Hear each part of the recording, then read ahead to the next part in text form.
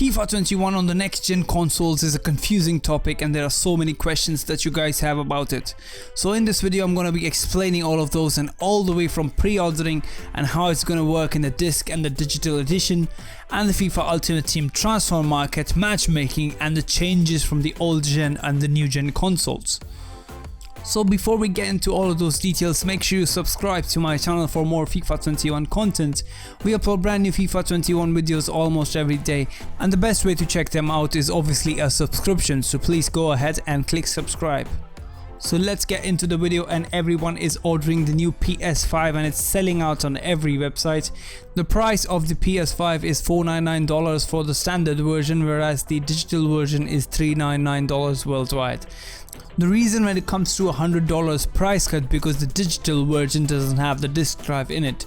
You can see this trend carrying over in many other devices, such as laptops don't launch with a disk drive anymore. The community is shifting towards the digital storage, and we can expect the disk being obsolete in the future.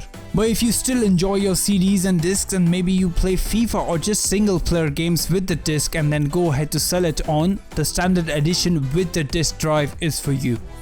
But for most of us, in my opinion, for the future, we will be getting the digital version because it is cheaper and you can save some money while doing that. You also have the digital version of the game earlier, and you don't have to wait for the disc to arrive at launch with FIFA 21.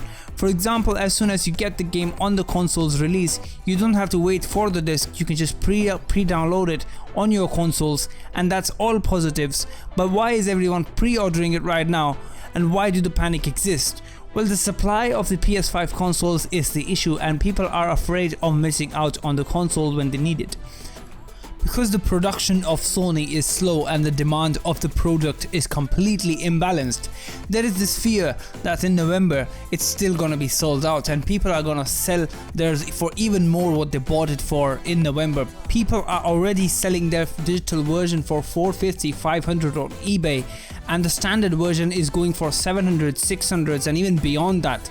But I still think that the stock wouldn't be an issue, because especially for us FIFA players, the game is lined up in November as the consoles release, and that gives a lot of time to Sony to stock up on the consoles for us. Coming to the changes of FIFA 21 on the next gen consoles, the game engine however will remain the same for the most part, with some changes coming to the visuals of the game.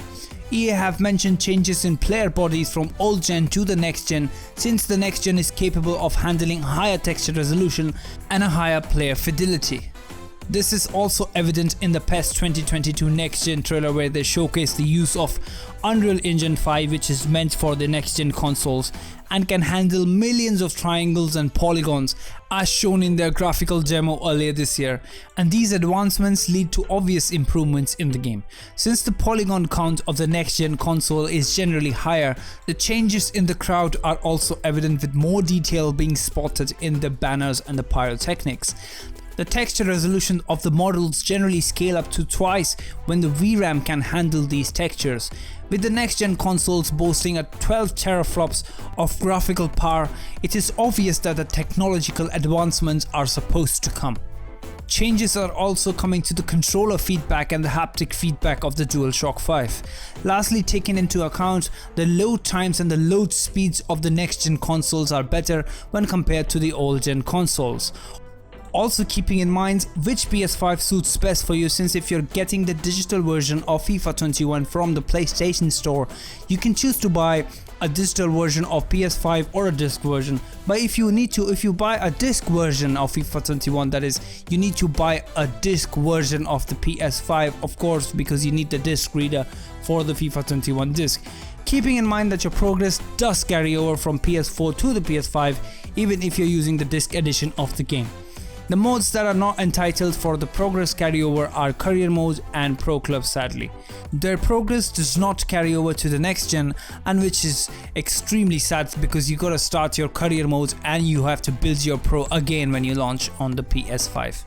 You do need to take into account that you can't play against your friends who are on the PS4 still, since the matchmaking does not work over cross generations. This is also true for the new mode, that is foot co-op. The transfer market though is completely shared between the console generations, but the matchmaking is not. So in Foot Champions, you're not gonna play against someone who is on the PS4 and if you're on the PS5 and vice versa. That is something that you should be aware of, and the exact same goes for the Xbox as well. Hopefully in the future we can play cross-platform even on the old generations, like a lot of games have kept up to date with this feature, but FIFA is still lacking behind. One rare case that can be discussed: if you're on the Xbox and you switch to buy the PS5, you are not inclined to the dual entitlement, so pretty much you have to buy FIFA twice this year if you're going to make the switch. If you buy the game on the Xbox right now, you cannot switch to the PS5 like you're switching on with the PS4. And also the progress that you're going to be making on the Xbox is not gonna transfer over if you want to switch to the PS5 later. So keep in mind, it's quite bad if you're on the Xbox and you want to switch to the PS5 later. Alright guys, thanks for watching this video. Are you gonna get the next gen consoles? Do you think it's worth it to get the next gen consoles for FIFA, that is? Tell me in the comment section below. And until then, like, subscribe and peace.